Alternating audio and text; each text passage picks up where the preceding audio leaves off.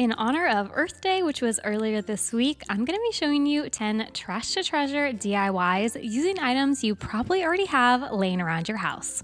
To start off this simple DIY, I'm taking this small glass jar that I got from the Dollar Tree in the set, and I'm painting it white with some chalk paint.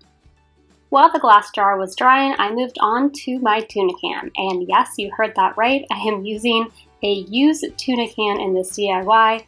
But don't worry, I let it soak for a long time in some very soapy water, and I cleaned it very thoroughly so there is no fishy smell to it. And if you are going to use a tuna can in this DIY, please make sure to really clean it because you don't want your candle smelling.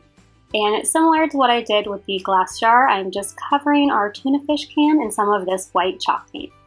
After our white paint has dried, that's going to serve as a base, and now I'm moving on to this faux galvanizing technique that kind of ends up looking like a concrete texture as well.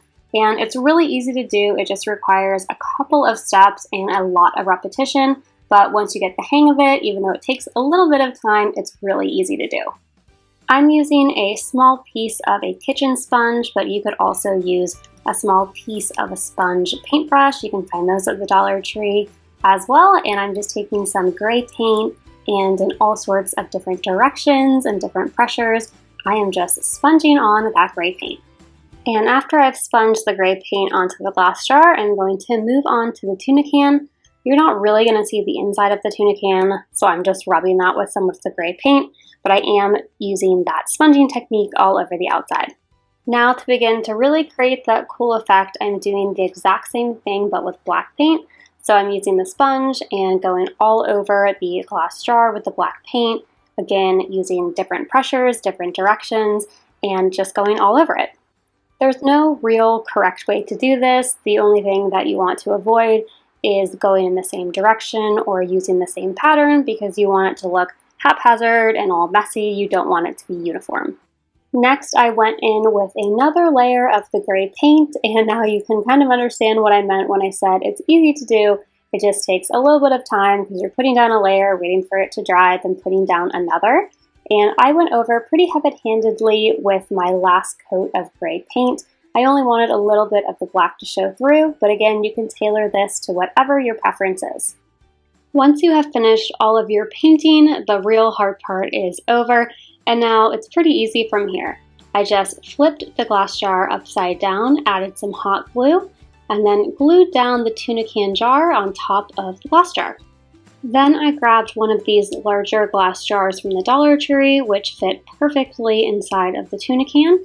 And last, it's time to add your candle. I loved this silver one that I found at the Dollar Tree. I thought it went perfectly with this DIY, but you could also just add in a tea light. This DIY just goes to show you that even items you're about to throw away, you might be able to repurpose in a DIY. The next DIY is using a coffee cup. Mine is new, but if you had an older one, you could just rinse it out and then reuse it. I'm starting off this DIY by taking a paper coffee cup. I got this for free down at my apartment complex's coffee station, but I know that you can also purchase these in bulk at the Dollar Tree or pretty much at any grocery store. And I'm starting by cutting little sections out of the paper cup, and the only rule that you have to abide by here is it has to be an odd number. The first time that I did this, I had an even number and it didn't work. So make sure that you have cut an odd number of little pieces of your paper cup. Then you can kind of fan them out and place them down onto your surface. Then I'm going in with my jute or twine. You can call it either one. I always call it jute, but for this video, I'm going to start calling it twine a little bit more.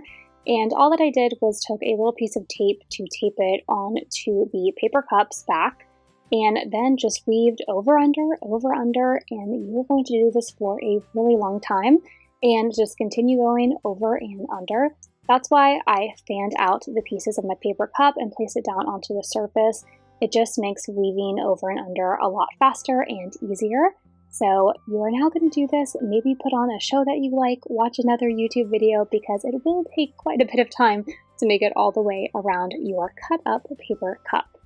And you'll see that the more that you do it, the little pieces start to fan up. You can always help them out a little bit. You can see me kind of bending some of the pieces, but slowly but surely the pieces of the paper cup will start to fan up to create their own little container.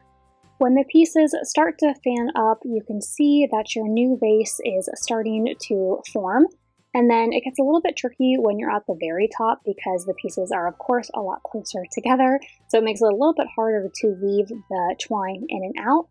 Then once you have completed all the way around your new little, we're making a flower vase, so I'm going to call it a floral vase, then you're going to take that lip part of the paper coffee cup and just kind of flip it down. It creates a little barrier. The flowers are going to end up covering this, so you don't have to be absolutely perfect, but I liked it when it was just flipped on the other side. Then again, I just took a piece of tape and taped the jute down and then cut off any of that excess twine. The next part is completely up to you. I decided to make a floral vase, but you could always fill this up with some pens and pencils, color pencils, craft supplies, anything. Even if you made a really, really large one, you could put kitchen utensils in it. But for this one, I just wanted it to be a decor piece. And instead of using floral foam, I had a ton of these white rocks from the Dollar Tree. So I'm just anchoring in my flowers using those white rocks. And I use these really pretty purple flowers. And then I had some white daisies that I decided to add in as well. And you can see here that you can't really see the lip of the coffee cup. So if yours doesn't have one or you couldn't fold it over, that's not a problem.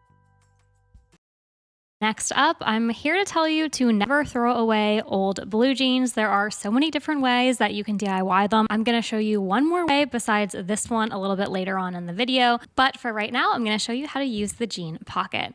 This is a Christmas sign from the Dollar Tree. I like to pick them up at the end of the season when they are 2 for $1.25, and I'm covering it in some white chalk paint. Once I had finished painting and I left all of that to dry, it was time to move on to the blue jeans section. So I'm just taking an old pair of blue jeans, but you could also go to the Goodwill or a thrift store and get them for a couple bucks and use them that way if you don't have an old pair of jeans. And I am just cutting all around the pocket. You want to make sure that you don't actually cut the inside portion of the pocket out because that's what we're going to be tucking the flowers into. I picked up these faux hydrangeas at the Dollar Tree, and I'm just going to be tucking them down into the pocket. I kind of had the ones on the ends facing the sides, and then I put 2 in the middle to kind of fluff up our jean pocket. Then I went in with some of these taller white flowers from the Dollar Tree and just stuck those in behind the faux hydrangeas. And I did adhere those down with some hot glue, but the hydrangeas stayed in place, so I didn't have to use any hot glue on them.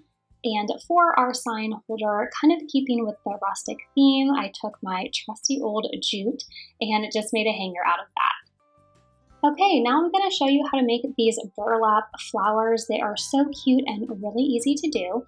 So you can use actual burlap, I did that on the larger one, or you can take this burlap ribbon from the Dollar Tree. And I took a piece about 6 inches. I didn't measure it, but you can measure it if you want to. I tried to go for 6 inches. And what you're going to do is pull the little strings that are running the long way. And this can take a while, but once you actually isolate the one string, they come out pretty easy. And once you get it going, you can see that I'm just removing all of those from the horizontal way going through our burlap ribbon. So once you have removed all of the burlap strands that are running horizontal, you are going to fold it in half. It's a little easier to do with the burlap ribbon because you do have that wire. The burlap fabric will be a little harder to work with, so if this is your first time, I would recommend the burlap ribbon because that wire does make things a little bit easier. And then once you have folded it in half, you are just going to start rolling it up. So the tighter the better. If you have a little bit looser, it's going to make a larger, more floppy flower. So depending on what kind of flower you want to make, that is how tight you are going to roll up your burlap ribbon. And then you're just going to push them all down kind of like petals and take some hot glue and go ahead and stick a button in the center of your burlap flower. I also made one with some actual burlap fabric. I really liked the way this came out too. It's a little bit darker of a color. But again, it's a tiny bit harder than the burlap ribbon because you don't have that wire. So I would suggest starting off with the ribbon. And once my burlap flower was complete, I took some hot glue and just hot glued it on to the center of our denim patch sign, kind of as the centerpiece. Next up, just like I promised, I'm going to show you another way that you can use blue jeans when you are making your DIYs. This time we're going to be making some blue jean flowers. To start off, I am taking a sign from the Dollar Tree, and it is one of their beach signs. You'll have to let me know in the comments down below if your Dollar Tree ever got any of the beach stuff. I got this at a Dollar Tree in Virginia, but it was still like 4 hours from the beach, so I'm not sure why we got beach things. But yeah, let me know if your Dollar Tree ever did. But it doesn't really matter because we're going to be covering this sign, and since I already did the first sign using paint, I figured I would do something a little different with this one. So I'm taking some scrapbooking paper that I picked up from Hobby Lobby, and I just traced the sign out onto it, and then I'm going to be adhering this, I think it's supposed to be like a faux shiplap scrapbooking paper, and I just adhered that down with a glue stick. If you're good at drawing or sketching, then you can just go ahead and sketch out a mason jar on your sign. I'm not the greatest at drawing, so I just headed over to Google and I just put into Google mason jar image, and this is one that came up. So I printed it out in a size that I thought would fit my sign, and I am going a little bit old school. Instead of using a Cricut or any vinyl, I am doing this graphite method, and what you do is just cover the back of your image with a pencil, and you have to press pretty hard because you really want that graphite to show up on it. And then you will just place the mason jar wherever you want it to be, and with a pen or a bit of a sharp tool, something that's going to leave an impression, you are just going to trace out your image. And it's really cool because after you are done tracing out your image, when you pull back the paper mason jar, it will have a traced out version for you. To keep it rustic, I went ahead and used hot glue and jute, and I am just outlining the traced image. If you wanted something a bit more modern, you could go in with maybe some black or white paint or a marker. But again, I wanted to keep it a little rustic, so I decided to use jute, and I just traced out the entire image. The actual flowers are going to be made out of denim, but I still wanted them to have stems, and this is why I can never throw away anything. These are stems from flowers that I used in a totally different DIY, I think way back in the fall, and I still had these and I knew that they would come in handy. So I went ahead and just hot glued those down. And this is also when I realized that I probably shouldn't have put the jute at the top of the mason jar, but I ended up going over it so that it looks like the flowers are actually inside the mason jar, not in front of the mason jar. Now I am moving on to making these really cute, very rustic Americana denim flowers. So I'm starting off by just cutting out a piece of denim, and this one was about 6 inches in length, but depending on the size of the flower or the thickness of it that you want to make, you will change up the sizing of it. And then I took hot glue and just made sure that when I folded it down, it was adhered. After your denim is adhered together, the part where it's actually folded and not just held together by the glue, but the folded section, that is what you're going to be cutting through. The first time that I did this, I did it the opposite way, and it still comes out really cute, but if you want to make the exact flowers that I'm making in this video and have them have the loop at the end of them, then you're going to want to cut through that fold so that the loop stays intact. And next is very, very similar to the burlap flowers that we made earlier in this video. And you are just going to take the end of our denim roll and start rolling it. And I'm again pushing down the petals, kind of making the flower a little bit bigger and blossom, and just adhering it in place with a little bit of hot glue. And then this flower I decided to leave as is, but I wanted to make another one for you all because I'm making a bunch of them. And just in case it was confusing, I'll show you one more time. So you're taking your denim. This is a scrap piece, so this would be a little denim flower. And again, I am making the cuts where the fold is so that the loop is maintained. And after I have made the cuts, I will just start rolling up the little denim into a flower. And I ended up making a bunch of these denim flowers. Same with the burlap flowers. I really like to do these when I'm watching either my favorite YouTuber or a TV show because they're just like a fun, easy task you can do while you're watching TV. And I have a whole bag just filled with these whenever I want to use them on a project. And the one that is a little bit darker denim I used with a ripped denim, and I put a button inside of it. And then I couldn't resist adding in one more little burlap flower in the center. This is also the point when I realized it looked like my flowers were somehow outside of the mason jar, not inside of it, because I had put in the stems after. So I just went over the stems with some more jute, so it really looked like the flowers were sitting inside of the mason jar. Let me know if you have ever made either burlap or denim flowers. My mom said she used to do these as a kid all of the time, so I would love to know if you grew up making them too. Most of us have clothespins maybe laying around in our laundry room, and I'm here to tell you that the next time that one of them breaks, save it, don't throw it away, because I'm going to show you a pretty cool DIY that we can use by taking apart some clothespins.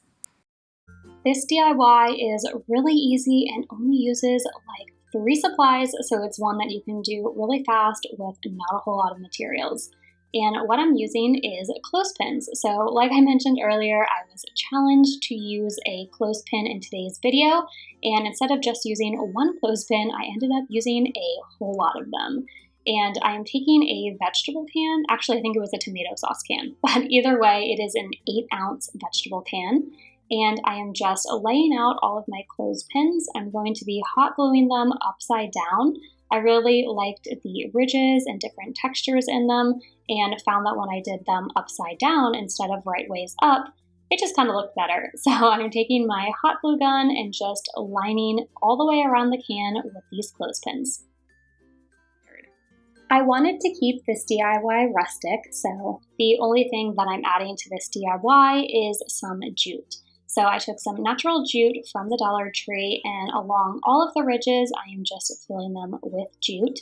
For the upper and bottom ridges, there was a little bit more room, so I went around about 3 times. And then for that very small ridge in the center, I just went around once with the jute. I really liked the natural colors of this DIY, but if you wanted to add in some color, you can go around the ridges with ribbon or maybe some pearl beads that they sell at the Dollar Tree. You can really make this your own and use whatever colors or materials that you would like to. I ended up using this DIY as a place to store some scissors and pencils and pens in my kitchen, but if you added the pearls, I think it'd be really cute to put makeup brushes in too. I've seen lots of different beehives floating around YouTube and Pinterest, so I had to try my own, and I actually made it from a K-cup. For this next DIY, I am making a beehive out of a K-cup. Yes, a little K-cup. You can even use a used one. I had a massive pack that I got from Costco, and instead of taking it apart and removing the coffee grounds, I just thought I was going to leave it sealed. But if you really want to be not wasteful, you can use a used one. You would just have to empty out all of those coffee grounds. And this is some nautical rope that I got from the Dollar Tree, and I'm just going to be taking the rope and the hot glue and going all around the K-cup again and again and again until I get to the very top. Once I wrapped the jute and the hot glue all the way around the K-cup, I wanted to add a little hanger on the beehive, so I just took some more of that nautical rope and made a loop on the back of our hive. And it's definitely starting to look like a beehive, but to really drive the beehive point home, I took another piece of nautical rope and made a circle on the front of our hive, and that's going to act as the entrance to our beehive. Then I took a paintbrush and a bit of black paint and just painted the inside of our beehive entrance to add a bit of depth to it. I really wanted to put some little bees on my hive, but I didn't have any bee beads and I didn't want to buy any off of Amazon or at the craft store, so I decided to make my own. And for our bees' wings, I am actually taking some of this, I think it's called floral cord, from the Dollar Tree. This is from back during Valentine's Day, but they come out with it every season. They come out with one for Christmas, Halloween. I've seen them in all sorts of different colors. So I am just taking some yellow paint and I'm painting these yellow. Again, these are going to be the wings of our bumblebee. For the body of our bumblebee, if you had a black bead or even just a really tiny bead that you could paint black, that would work perfect. I didn't have any, so I took some white sequins and painted it black. Looking back, I would suggest not painting your sequins because I end up going in with just like a Sharpie marker, and I think that's a lot less messy than using the black paint. I'll show you in just a second. But I end up putting 2 bumblebees on my hive. I just took some hot glue and hot glued down my painted sequins, and then added the wings, again using just hot glue. And the wings cut really easily off the garland. I just cut it off with my little scissors and hot glued it on. And there were some places where the sequins had kind of gotten rubbed off since I used the tweezers to pick up the sequins. So I ended up having to go back in with a black marker. So this is why I would say just hot glue the sequins on whatever color it is and then go in with a black marker or a paint pen. I did the same thing, adding another little bumblebee and also added a little bit of florals at the top and a small gingham ribbon. I absolutely love how this DIY came out, and I think it's the perfect size to fit on a tiered tray. Tree DIYs, I am actually going to be sharing some thrift flips with you. It's been about a year since my last video where I DIY'd some items I picked up at the thrift store, so it was due time that I make another video. To start off, I really wanted to make a tray for my upcoming bridal shower this summer, but I didn't want to pay the price that I have seen at stores like HomeGoods for a tray. So I hit up my local thrift store and I found this picture frame for $6.99, but the day that I went on is a Tuesday and that is half off day. So I got this for half off, which was a pretty good price because this frame and the glass are very sturdy and high quality. Even when I flipped it over, I saw that it was covered in a backing, so I had to tear that out. The only slightly difficult part is the picture was stapled in, so I ended up getting a flathead screwdriver and just bending the staples so that I was able to ease the picture and glass out. That was really the only hard part of this DIY. Everything else was pretty simple. Next, I did take the glass out. Again, a little bit difficult with having to maneuver around those staples, but once I had the glass out, I went ahead and cleaned it to get that sticker off and just to get all the dust and whatnot off of it from the thrift store. Next, I went in with my favorite white paint. It is a chalk paint by Waverly, just in the shade white, and I went all the way around the frame. I did take a smaller paintbrush to stipple around the areas where there was texture on the inside of the frame, and I ended up doing about 2 coats of this, and then I let that dry. Also, don't forget to follow me over on Instagram. I post my DIYs while I'm in the process of them. I interact with all of you, ask you questions on what kind of videos that you want to see in the future, and share with you all of my crafts before the videos come out. So make sure to follow RebeccaVirginiaDIY on Instagram. To embellish this tray, I used silver handles that I actually already had. We had thrown out some old cabinets, but I kept the hardware. Let me know in the comments down below. Are you like me and it's hard to throw away things that you think you can craft with someday? It's even worse when I actually do craft with the items because it just reinforces to me that I need to keep certain items. So let me know if that is also you. So I saved those silver handles and used some E6000 glue to glue them down. I used some faux shiplap scrapbooking paper for the base of this tray, and I ended up using a glue stick to adhere that down onto the image that was already on the tray. But the great thing is, for different seasons, you can change them out, change out the image. I think for my bridal shower, I'll probably do something with some florals on the bottom or maybe some pinks and reds. Not really sure yet, but the really nice thing is you don't have to glue down the paper. You could just lay it down or maybe add a little bit of tape in the 4 corners, and that way you could change this into an interchangeable DIY that you can swap out different images for as the seasons and holidays go on. The last step was just sliding in our glass and then my scrapbooking paper into the tray, and it was complete. I think for my bridal shower, I'm gonna end up putting maybe some little cookies or desserts on this tray, but it also works for a tea tray. Let me know in the comments down below what you would use this for and if you have ever DIY'd your own tray. I I used to love making fairy jars as a kid. It was one of my favorite things that my mom and I did. So I wanted to recreate that memory and make some thrifted fairy jars of my own. First, you got to start off with your fairy. I did make this using my cutting machine, but in the past, I will link down below my leprechaun jar video. I just cut out an image. You can Google search silhouette of fairy or silhouette of leprechaun, and then once you print that out, you will just cut it and adhere it with Mod Podge. In the past, I have another fairy jar that I'll show you at the end, as well as my leprechaun jar. I'll pop him up right now. And I didn't use my cutting machine or vinyl on that one. I just cut out an image on Google and Mod Podge that in. Next, I have seen lots of people do different techniques when it comes to fairy jars. Some of them just immediately go in with the glitter, but I like to add a layer of white tissue paper. I think it gives a nice opaque look, and I actually like the wrinkles that kind of form in the tissue paper. I just think it makes it look kind of more distressed and rustic and something that a fairy would actually be living in. I don't know. I don't think that they would live in a perfect jar. I think their jar would be messy with all the little woodland treasures that they bring in. I don't know. That's where my mind goes. Then once you lay your white tissue paper on, you're going to go over it with one more layer of Mod Podge. And here's the fun part. This is when you get to add your glitter. You can use as much or as little as you like. I'm using some white glitter from Dollar Tree, but you could go in there with some colored glitter, some gold to look like pixie dust, or maybe some blue. Really have fun with decorating your jar. My other fairy jar, which again, I already mentioned it, but I am going to show it at the end of the video. I made very woodland. I put leaves on all around. So this one, I wanted more of that distressed kind of rustic look. So I'm going around it with some nautical rope that, of course, I got from Dollar Tree. And then I also had these wood cutouts of butterflies. I've had them for about a year.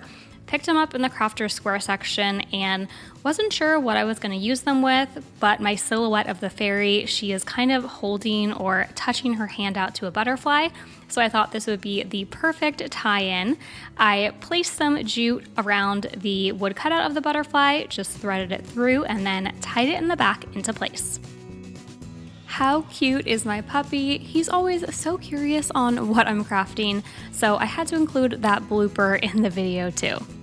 Also, I forgot to mention it earlier, but these were Yankee candle jars and they were $1 at my thrift store. Next up, instead of throwing out our empty wine bottle, we're gonna turn it into a candle. I am using this glass cutter that I got off Amazon. I will link it down below if you all also want to use it. It's really great at scoring the glass on this wine bottle, which is going to be the basis for our candle. So I placed it onto the glass cutter and slowly turned the wine bottle so that the blade was able to score the glass. Now we are moving on to setting up our glass cutting station. And to do this, I just took an old trash can that I had in one of my bathrooms and I'm filling it up with some ice cold water. And then I went ahead and moved to the sink in my garage just in case any glass were to break. I didn't want it in my house. And I also filled up another bucket about a quarter of the way with water. And I'm doing this because just in case the glass breaks and smashes, that water is going to break its fall and hopefully keep the glass from shattering everywhere. Now that we have got our cold water all ready to go, it is time to make some hot water. So what I did was take a pan and put it on my stovetop, and I did turn up the heat until it was boiling. Be really careful on this part. And once it was boiling, I turned it off the heat and let it cool down a little bit so it wasn't boiling, but it was still super hot. And then safety first, I am putting on my glass resistant gloves as well as some stylish safety glasses just in case the bottle breaks or smashes or shatters. You definitely want to protect those eyes. I know it looks pretty cool. And what you're going to do is alternate between dipping the wine bottle in the ice cold water and then pouring the super hot, almost boiling water over the score line. So I am dunking it again in the ice water for about 15 to 20 seconds, and then immediately pulling it out and pouring that super hot, almost boiling water across the score line. I recommend putting quite a bit of ice in the water. I got a better result with the more ice I put in. If you happen to have a tea kettle, this would be way easier and maybe even a little bit safer. The tea kettle would have a nice spout for you to pour over the score line. But for me, I just had to be super careful, make sure I didn't burn myself, and just pour the hot, again, almost boiling but not quite boiling water over the score line. And I have seen some people just straight dip the wine bottle into a pot of super hot or boiling water, but I just really didn't want to be placing a glass bottle that might end up shattering in any of my cookingware that I use on a daily basis in the kitchen, just in case a little bit of glass got lost in there or left in there. It just made me a little too nervous. So I decided to just pour the hot water directly on to the wine bottle, and that worked out perfectly. I did this about 4 or 6 times, and then eventually you will hear the glass start to break, and it can be a little startling, almost feels like a horror movie because you know that it's about to separate and break.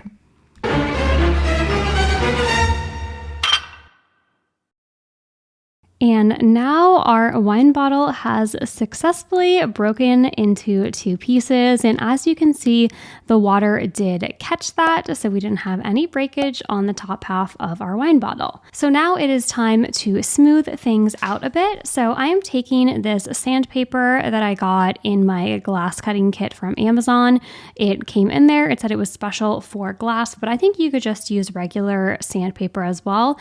And I'm just flipping upside down the beer bottle and the wine bottle and just rotating it in circles and really catching those edges just to make sure that there are no sharp pieces and that all of the edges of the broken glass are nice and sanded down, rounded, so they don't hurt anyone or yourself.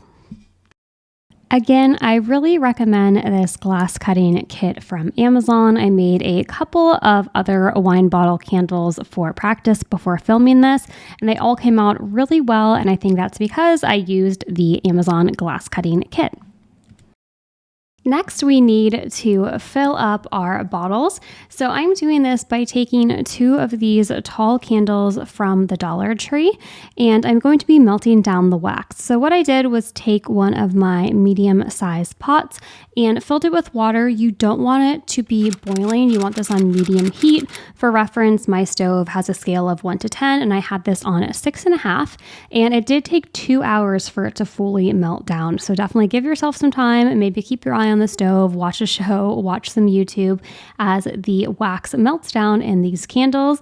And then the next step is you are going to need to fish out the wicks from inside the candle. I had on some grill mitts, which are heat resistant, and made sure that I didn't burn myself. And then I used some tongs and a paper straw to fish out the wicks. Then I wrapped the wicks around some pencils that I had in my junk drawer and let the bottom of the wick hang in place. You could hot glue the wick down, but you really don't need to. This method will work just fine. I started to fill up my glass bottles with the melted down wax, again wearing my grilling gloves that are heat resistant. You'll definitely, if you're going to be doing this, use either a pot holder, an oven mitt, something to make sure that you don't burn yourself because this wax is going to be extremely hot. So I filled each of those up using the 2 larger candles from the Dollar Tree, and then I ended up leaving it overnight to set. I think it would only take a couple of hours, but I just wanted it to play it a little bit safe and make sure that the wax was fully hardened and dry before I went in and cut the wicks. And here is the finished product. I have seen these wine bottle candles in so many stores for $25, $30, and it's so much easier to just make it at home and a lot more inexpensive. Next up, I took a salt shaker from the Dollar Tree and gave it a makeover. I started off with this small wood sign that I got from the Dollar Tree during Christmas time, actually after Christmas time. A good tip is to go after the holidays because they usually have holiday decor, signs, and all of that 2 for $1, which is a really great deal. But they do sell these all year round. The sayings will just differ a little bit depending on the season or holiday. Then I got some of this white shiplap paper from Hobby Lobby. I get this when they have them on sale for 50 cents. And this is going to be the background in our wood decor piece, so I'm just cutting that out. And I just took a regular jot glue stick to adhere this down into our wood decor piece. And I did it the horizontal way, so it looked a little bit more like shiplap rather than wood paneling. And then I just pressed that down with my fingers to make sure it stayed in place. Next, I am taking a set of salt and pepper shakers that I got from the Dollar Tree, and I really liked the cute shape of these little glass containers, and I thought that they would be perfect to use for crafting. So I took one of them and then some of my white Waverly chalk paint, and I painted the entire salt shaker, and then I went in with a stippling brush that I got from the Crafter's Square section and some brown paint to distress our decor piece. To add a little bit more of a feminine or a delicate touch to this DIY, I took some lace ribbon that I had and hot glued it to the salt shaker and wrapped it all the way around. Then I went in with some jute and I wrapped some jute all around the top area where those ridges are of the salt shaker. And I did add in some hot glue every few times I went around the salt shaker just because the ridges were kind of pushing the jute all in one place. And I also thought that maybe there was a little something missing on the salt shaker, so I went ahead and made a jute bow and just hot glued that to the front.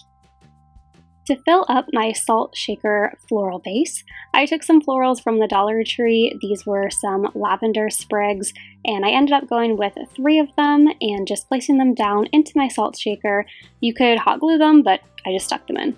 For the saying on our decor piece, you can go with some letter stickers or even saying stickers from the Dollar Tree. I ended up just using some scrap vinyl that I had laying around. It worked great for this project, and then I hot glued my vase into the little shadow box and my farmhouse decor was complete. This DIY really shows you that you can use almost anything in a DIY, even something that is usually found in the food section. The next DIY is using 2 glass bottles, which are actually iced coffee bottles. I'll tell you a little bit more about where to find those at the Dollar Tree. But another DIY that goes to show that something you might be throwing away can actually be used in a craft. I'm starting off with 2 bottles that I got from the Dollar Tree. I've said this before, but they are actually iced coffee bottles. They're the only glass bottles of iced coffee that I've seen sold in the Dollar Tree. And again, they're amazing for crafting and really delicious, so definitely pick them up if you see them. I painted them entirely in yellow, but I left the upper about quarter of the bottle plain. Then I'm going in with some white paint and just decorating the top. The top was still looking a little bit plain to me. I didn't like it just with the white paint only, so I wrapped the entire top area of the bottle in jute. And then I'm actually going back in with the white paint and painting over it. I liked the way the white paint looked, but I just wanted to add a little bit of texture and something slightly different, so that's why I went over it again with the paint. Then I kept going back and forth with the paint. I just couldn't make up my mind. I thought too much of the white paint made it kind of look like a milk bottle, and that was not the vibe that I was going for with this DIY. So I ended up adding a bit more of that yellow paint, and I thought about taping it out to really create a nice crisp line, but I was too scared that if I put down painter's tape, it might actually peel some of that white paint off of glass. Painter's tape's a little tricky when you're using glass, so I just freehanded it. Then I made these cute little labels that say pucker up and squeeze the day, just using plain yellow cardstock and this really fun lemon cardstock that I found at Hobby Lobby. And I just took a glue stick to glue them together, and I really liked the way they came out. I thought it was super cute having the patterned scrapbooking paper peeking out from behind that yellow one. I tied them with a piece of jute and then just hot glued that onto our crate. I also completely forgot to film this, but I did paint the crate white using some Waverly chalk paint.